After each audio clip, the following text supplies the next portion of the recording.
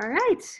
Well, today is February 3rd, 2018, and I'm interviewing my friend, mentor, and neighbor, Polly Idle.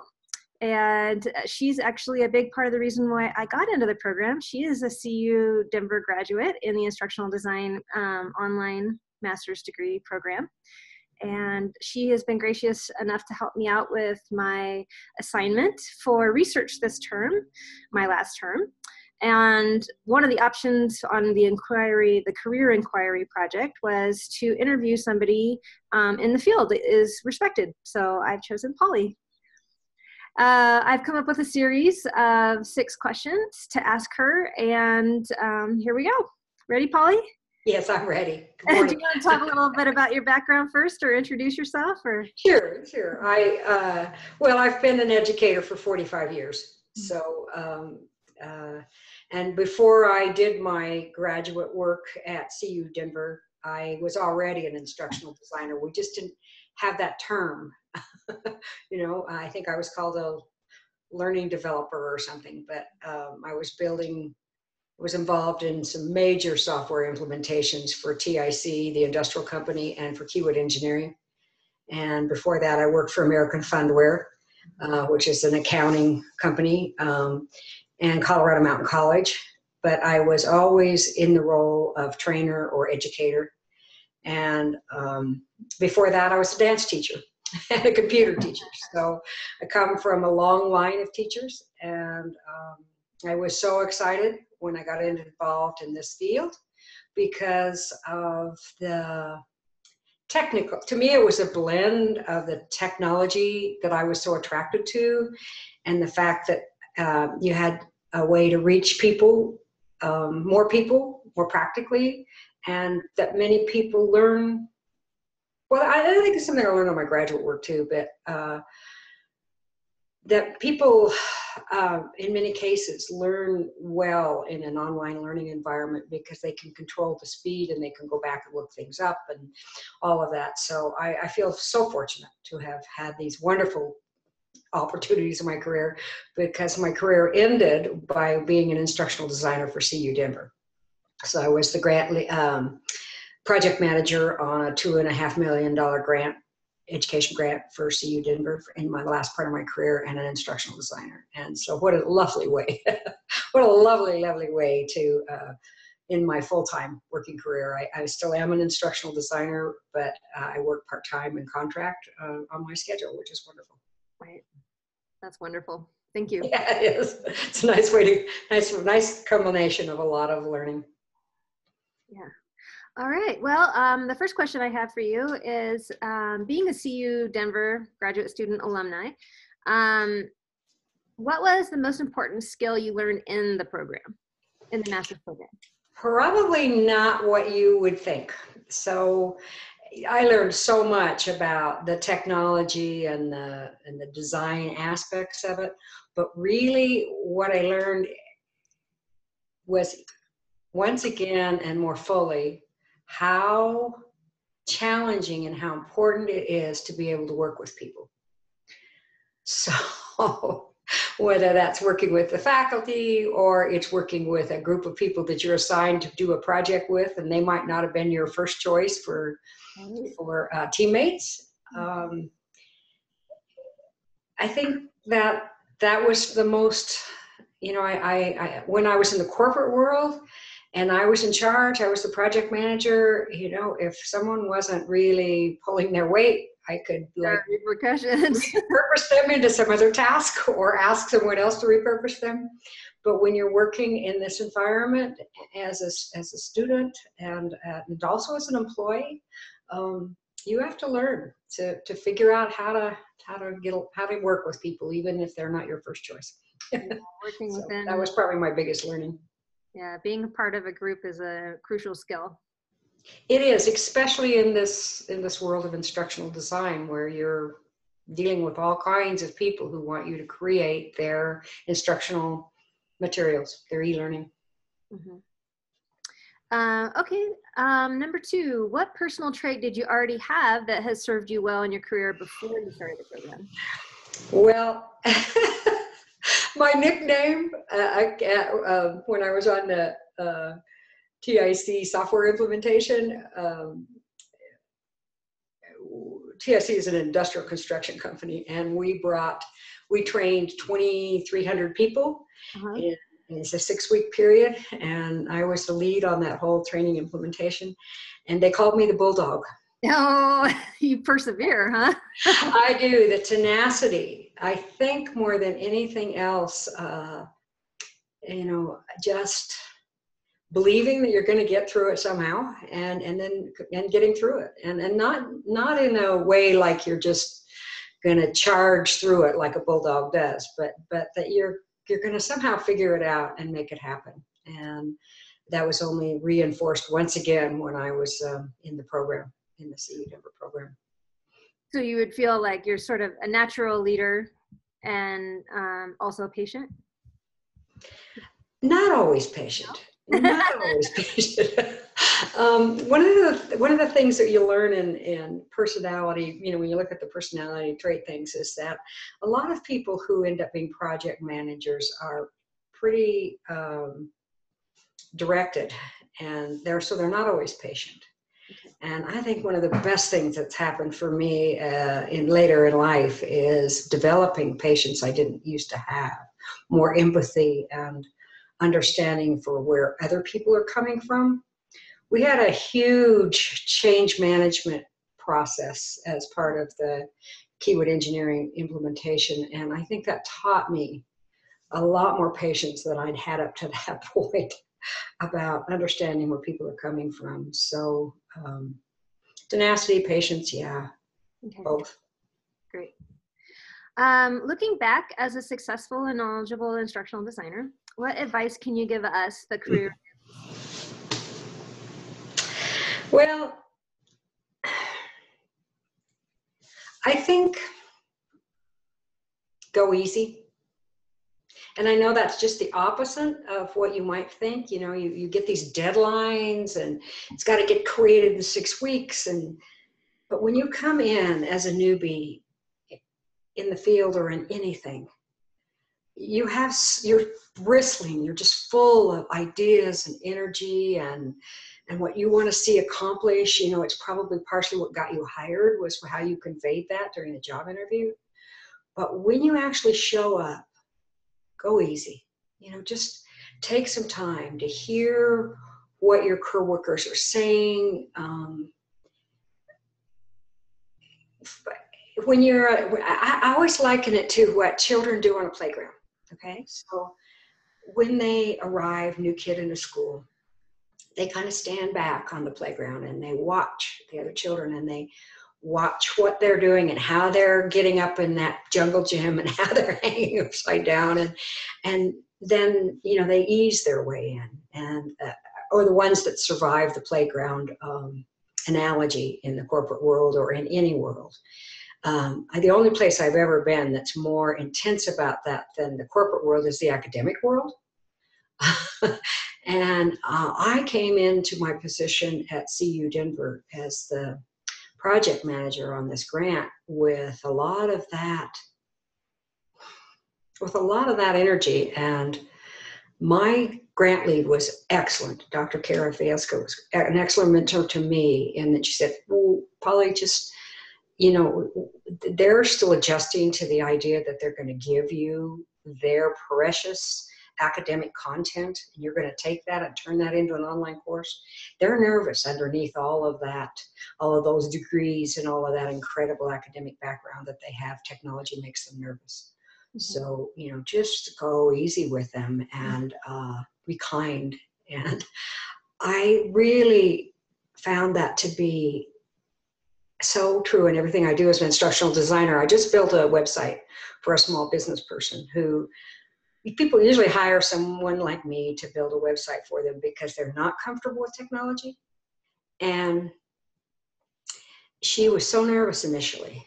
And so I took a lot of time finding out about what she did and why she loved doing what she does. And that became an important voice in the website, yes, but more than anything else, it began to put her at ease about the technology.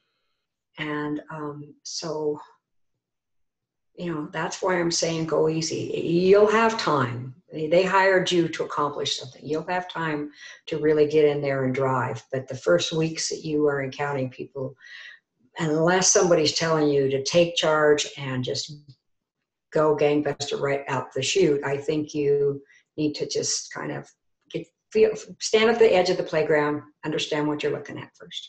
Okay. All right, number 4. Where do you see the most potential improvement for adult learning in the corporate environment? Oh, I love that question. I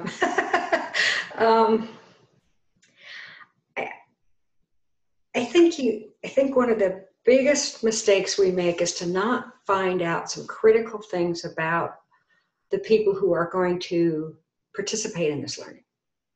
So I'm sorry? Knowing your audience? Knowing your audience. Particularly if you're doing a large project, someone's probably already decided what everybody needs. Right. That's not necessarily. It's been my experience with the last couple of interviews I've had, is they're like, it just goes against everything I've learned. It's always starting, we need a course, and this is what it needs to be. And it's definitely PowerPoint, and no consideration. I'm like, has what you've been doing, has it been successful? Let's start there, Right, exactly. I mean, one of the biggest, and we joke about this kind of saying that's going around right now, but it's actually kind of true, is that the definition of insanity is to keep doing the same thing you've been doing and think and expect different results. And people work from their place of knowledge, and our job as in this field is to help them move to a different place of knowledge. But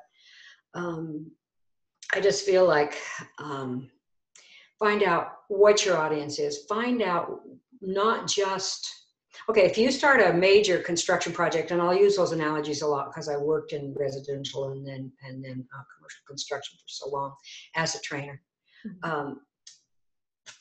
is they just, okay, they need to learn this. That would be the attitude. They need to learn this. Well, yes, but how do they learn? What is their learning style? What do they already know? I think there's not enough pre-testing to really determine, how much of this do they already know? Right. And then help them, let them at least get the sense that they're having some control over how they're learning that. So I love online modules that allow people to choose their course through it, rather than taking them to A to B to C to D. I really like that Starburst kind of design where they can say, okay, now I want to learn this. And gee, I don't care a bit about your PDFs. I'm never going to read them. Right. Don't make that mandatory. Let them kind of find a way through. So, know your audience. I mean, that's an excellent point that you've made, and a word that we use sometime in our profession, but let's remember to use it. Let's find out what really needs to be. And knowing your audience doesn't include just your students. It also includes the business owner or the chief information officer or the CEO of the company who's saying, I want these people to be able to do this.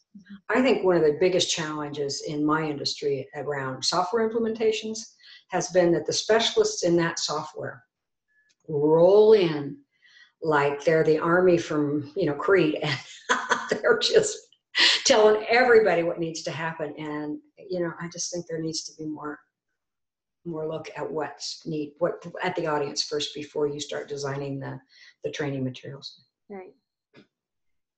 All right. Number 5, how do you feel about mandatory corporate ethics training? That's a perfect lead into what I just was talking about. Well, let me continue. Sorry. How do you think we can improve upon this most visible and often most profitable and despised aspect of our industry? Well, and it is indeed. I mean, we used to just joke about it. And in the early days of those online required manual modules, everybody figured out that you could just sit there and do something else and hit the click button, click next. And then we changed that training, and then there'd be a lot of water cooler talk about, they won't let us do that anymore. I think what's optimum is something that most companies can't afford and a few can. which is role playing. You take it clear out of the online world altogether. And, you know, if you've got the people who can manage that kind of scenario, the best way for us as humans to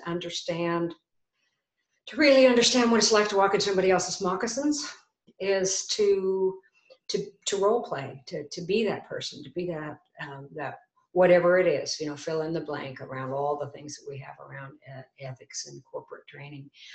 I think one of our biggest challenges around it is that the internet has allowed us an invisible wall where we feel like we would never think of going into a grocery store and stealing something.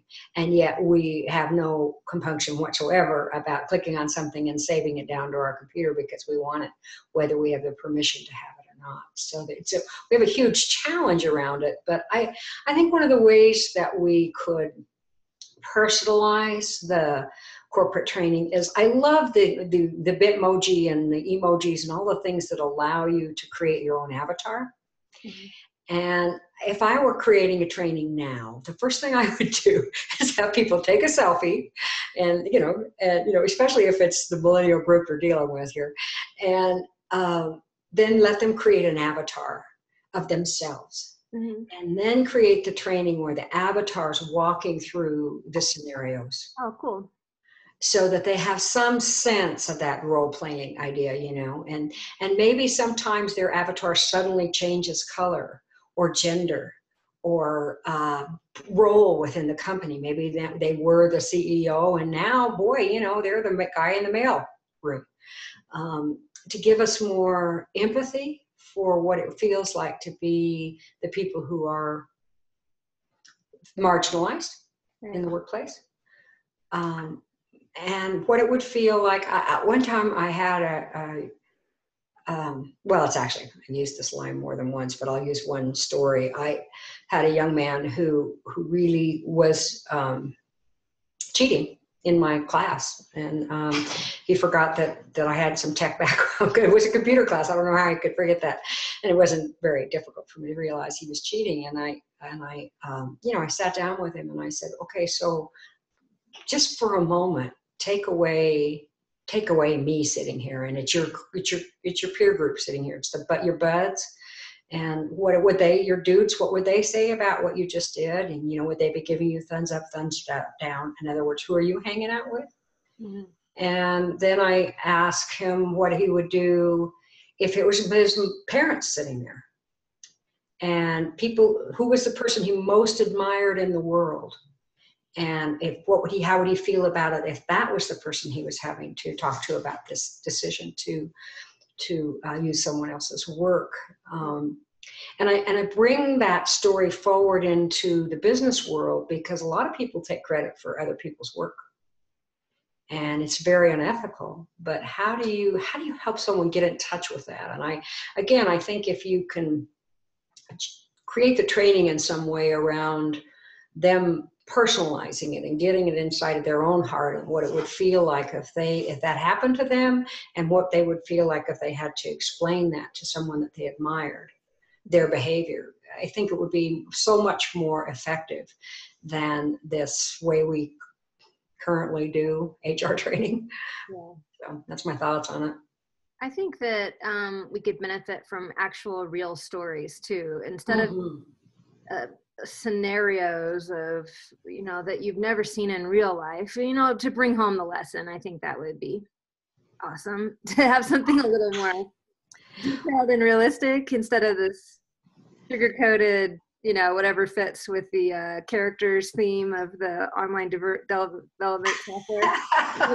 I think that's so good, Christina. I really do. You know, mankind has been telling stories as a way of keeping their culture and their selves, their self-identity for thousands of years, starting with, you know, writing on cave walls or whatever. And storytelling is how we, I think, are wired. And if you use anecdotal, you know, if you use that storytelling and you help people to tell their own stories around it, boy, I think it's a huge step above what we currently do for HR training. Well, Yeah. I'm going to skip ahead to the extra questions, and then I'll come back to my final question. Okay. All right. What job or role did you feel most defines your particular talents? Do you consider yourself to be an instructional designer first and an e-learning developer second, or a consultant, or what do you look for if you are looking for jobs? Well, I find myself in this transition, I think. I've been an educator for 45 years. And I love creating the instructional materials, whether it's the podcasts or the interactive online course. I mean, when I was talking about what I would do with the HR training, I could feel that adrenaline running again. What I'm mostly doing right now is design, in the sense that I'm building websites for small business. Mm-hmm. And so far, mostly for women who are getting small business going. And I don't know that that's something I'm necessarily, it's not that my services are gender oriented. It's just that, I don't know, I seem to relate well with young women that are trying to get their businesses started. But how do I see myself? Certainly as a contractor. I have no interest in being a full-time employee again, but so how do you find your the bulk of your work? Is it referral based, or are you finding things publicly mentioned and applying, or? Mostly reference. I'll build one, and friends and family will see it, business associates will see it, and they say, oh, gee, I would really like, I'd like to talk to that person. So a variety of ways. There's it's so simple in some ways. There's a neighborhood website. As a matter of fact, I think you are the one who got me on Next door. And I found 2 contracts there from small businesses right here in Arvada, where I live. And then I've done several for friends of family who've seen the sites that business sites I've built for family members. So, and then I find, having been part of the CU Denver learning community, that what comes through on the listserv is so helpful, because they're almost always looking for a full-time position. But if it seems like it's something that I can do, I'll reach out to them and say, okay, do you need additional support? And I have found 2 contracts to do Captivate work in that way. Just, because almost inevitably, if someone's out looking for a full-time person in a need for training or education in their staff, they have underestimated what it's going to take. Yeah. So a month in or 2 months in, they're suddenly going, oh my God, we really need some more help. And then someone like me comes along who can work remotely but pick up really quickly on what they're doing. Yeah. And they're like, oh, okay, yeah, we really should. Sometimes they don't even know they need more help until you offer. So that for me, much more so now than something I think for most people is really important. I think LinkedIn and other professional media sites are really an excellent way to get your name and your visibility out there. But when you have maybe the level of credentials I have at this point, it's almost a matter of me just reaching to them and saying, you need me. The other piece, though, and I want to say that about the website design, is that pricing. So I don't charge as much as a lot of people do to build a basic 5-page website, because I kind of got the drill down. Mm-hmm. And so then I end up getting more work from them and building videos and doing other things that are additional costs. But I don't charge people as much as the going rate. And I found that's brought good work to me. Great. So did that answer what you were? Yeah, thank you. Yeah. What resources, like books, websites, or professional organizations, do you hold in the highest regard? Like, what could you recommend us to be digging into? That is that was such a great question. And first, I mean, I love books. And so there were those first. So, presentations in design, which helps me so much. My websites stopped being so, my interactive online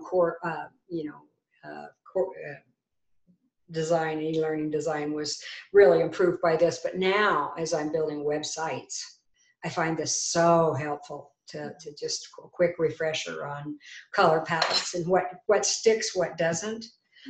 And that brings me to the second one, which was one of my books in I love that book. I do too. It's called Made to Stick, Why Some Ideas Take Holders and Others Come Unstuck by Chip and Dan Heath. And it's not just about instructional design. It's like, okay, are you creating a course? Are you designing a widget? What are you doing? This book, Made to Stick, I think applies to almost anything that you're creating. Right. And the last one is one that I feel like we probably, as instructional designers, need to review, and a lot of people don't because it's an older book, but it's called the Accelerated Learning Handbook. And I had the opportunity to take a live class with this author, Dave Meyer, and it was for our training team. So we had the entire training team in this weekend workshop. But his whole idea is to stop standing at the front of the room or the electronic equivalent of that and telling people what they need to know. Sage on the stage. Oh, totally. That's it. So it's like, he had really fun, creative ideas, and it's almost pre-technology, and yet it completely learning technology, but it actually still is just totally, like if people are restless, then give them something restless to do while they're listening, and don't always make it one kind of learning style, and just make it fun and see how efficiently you can teach this. Because I think human beings actually learn rather quickly if they're engaged. So his whole premise is get them engaged, get them really, really excited first, and then you won't have to spend nearly so much time teaching them, and the retention rate. But he is a huge advocate of something I've become an advocate of and already mentioned here in this conversation. Pre-testing. Find out what they know first. Let them know what they know first. Oh, I thought I knew that, but gee, I didn't know that.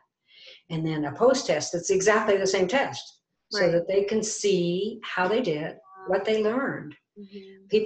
People value their experience, their instructional experiences so much more if they can see the progress that they made. Right. So I just really, and then this last idea I have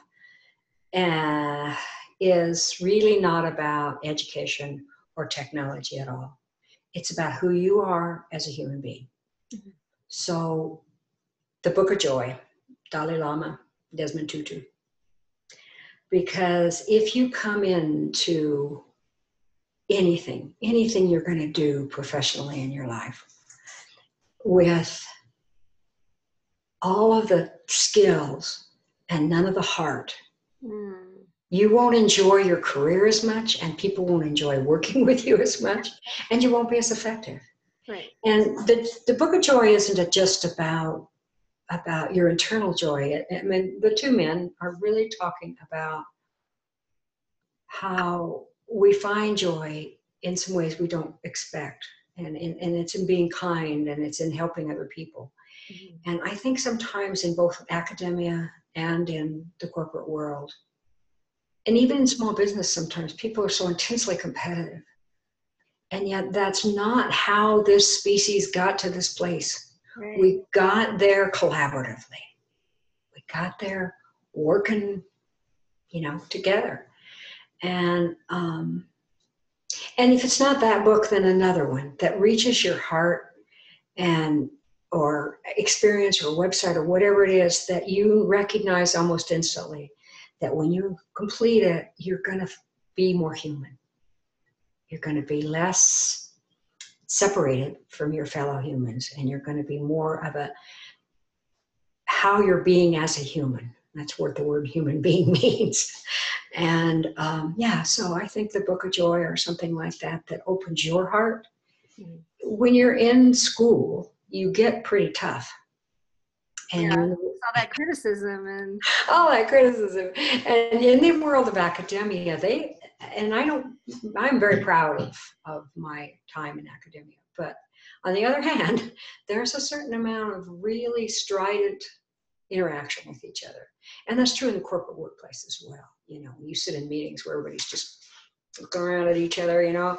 And if you come in with joy and excitement about the project, it's contagious. right. It's contagious.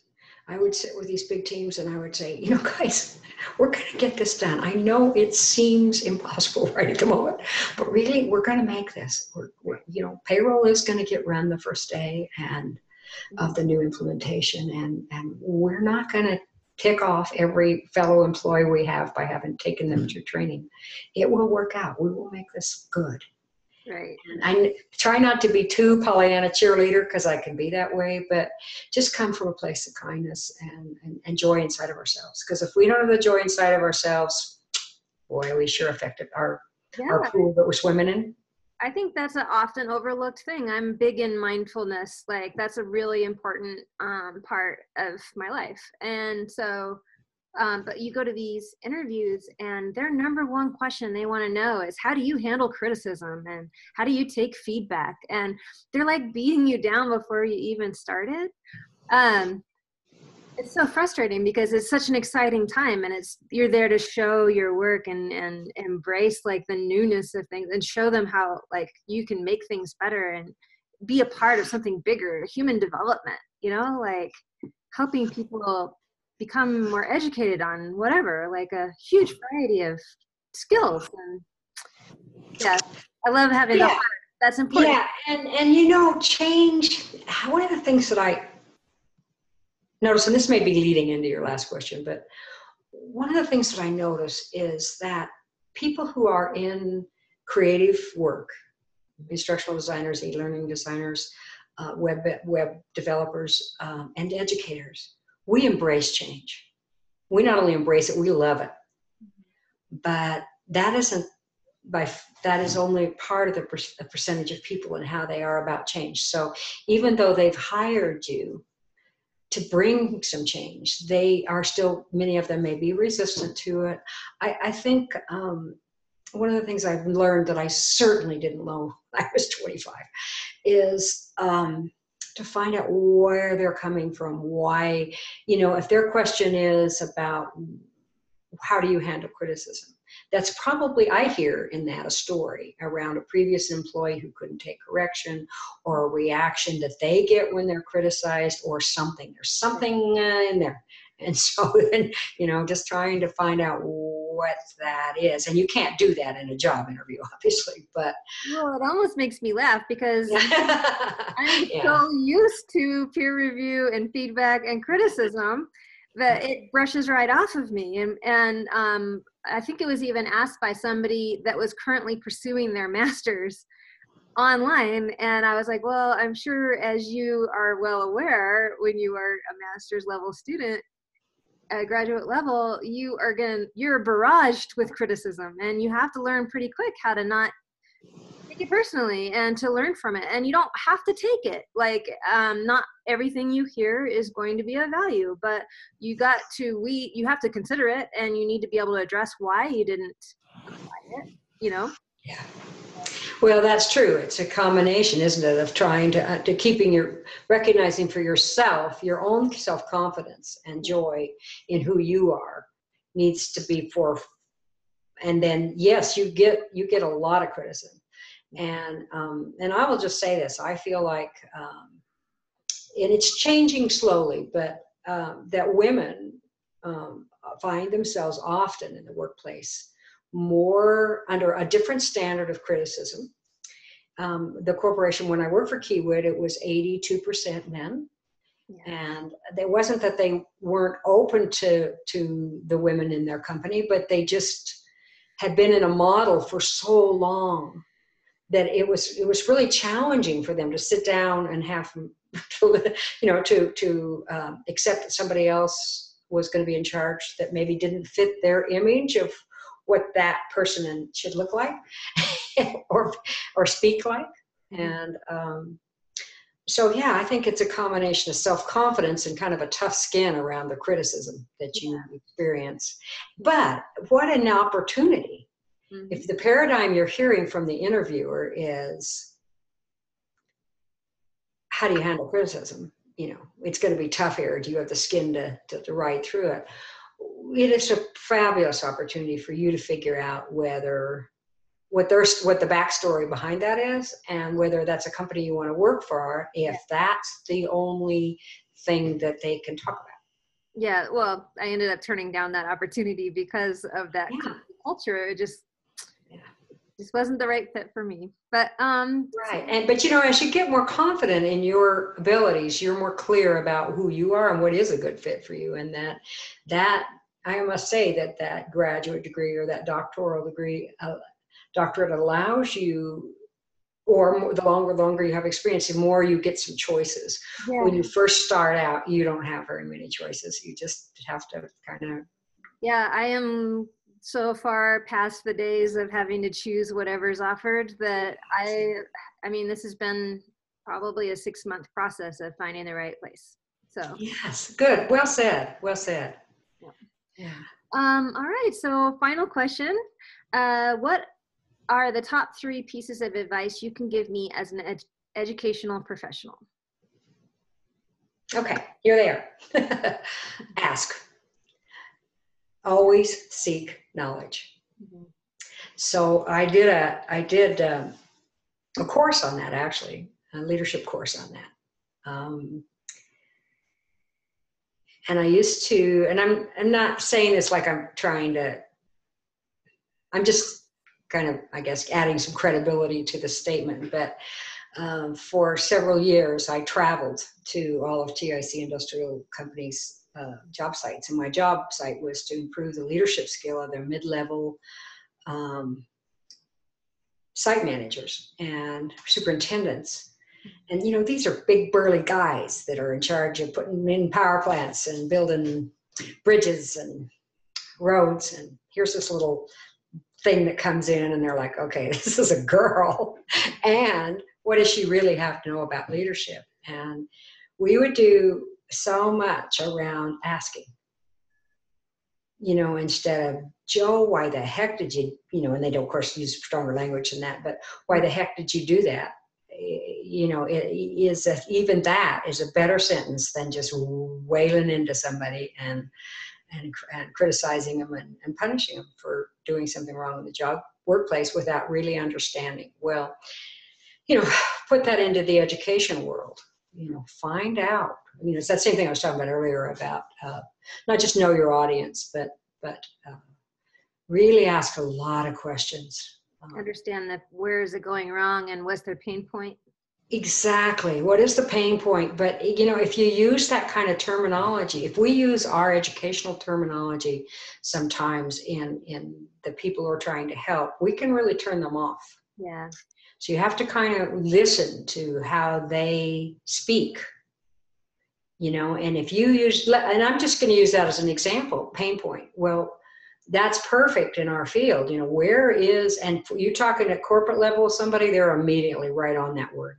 You talk to somebody who's a welder, he's thinking physical pain, like where he gets zapped if he doesn't wear the right protective equipment. So, so part of the ask process is what language do they speak? So I wanted to tell a story about an experience. So I was working for American Funware, and I was on the Navajo reservation outside of Phoenix, one of the reservations outside of Phoenix. Pueblos would be a better word, not reservation, Pueblo. And the training was going very badly. I could tell we were not going to get through what we needed to get through. I wasn't going to teach this group of women how to run payroll by Friday. And this was like Monday night. I went, this is not going well. And I went into there was a comptroller who was a different tribe. And so he was probably more blunt. The Navajos are very wonderful people and loving and very polite. So they won't tell you what they think. And so I went into this controller and I said, what am I doing wrong? And he said, well, stop looking them in the eye, stop trying to shake their hand, and lose the dress. And I said, lose the dress? And he's going, yeah, put on some Levi's, put on a pantsuit. You know, you are creating a wall between them and you. And I didn't do my homework. I didn't do my cultural homework before I went. So the next day I showed up at the reservation or the pueblo with my mother and my son, who was about 5 years old. And we stopped and bought fry bread at the front of as we came in the gate. And by the time we got to the back to my classroom, they were all gathered around wanting to meet my boy and meet my mother. And we did that for a couple of hours before we went back into the classroom. Wow. And I taught them how to run payroll. And it was, yeah, it was such an important lesson for me because I forgot to ask. Yeah. I forgot to find out what their bosses wanted them to run payroll. What did those women need to feel comfortable to learn? Because they were very nervous about the technology. Mm. So, that's the ask part. And also a piece of that is to listen. So you ask the question and then you truly listen. Where are they coming from? What are they really saying? And do you know what they're saying? Have you asking this question? If you listen, then you go back and forth between those two to find out where they are instead of just rolling them like the probed over and you know what you're going to teach, whatever it is. And then I think as an educational professional, the thing that I saw the greatest lack of everywhere, corporate training, academia, high school, K through 12,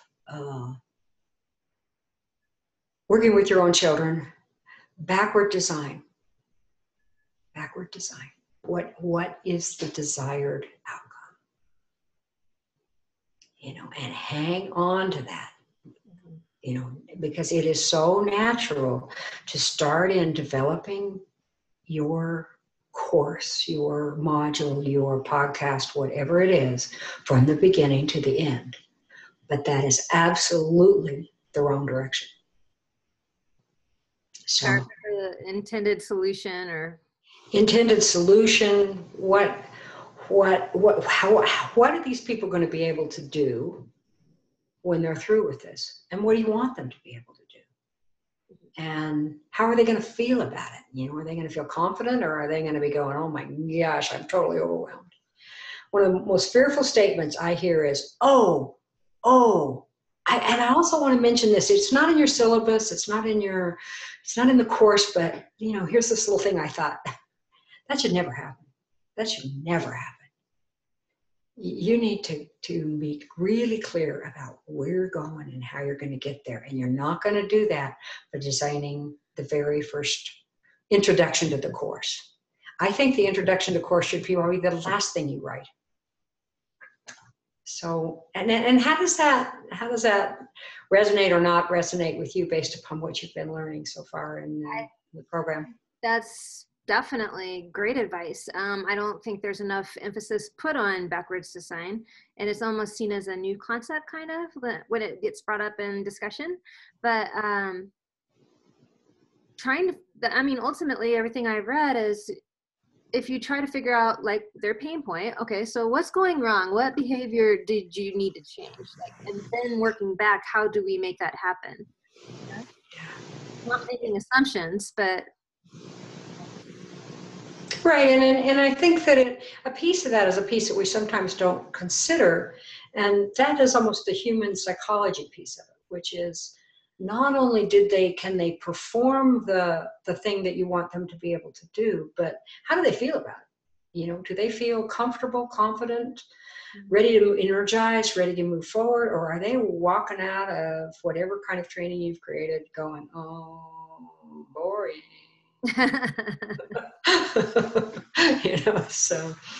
Anyway, those are my three: listen, ask, and backward design. Awesome. Well, thanks so much for your time. I really appreciate it. It was fun. Thank you for asking me. Well, enjoy Bye. your Saturday. Okay. Bye.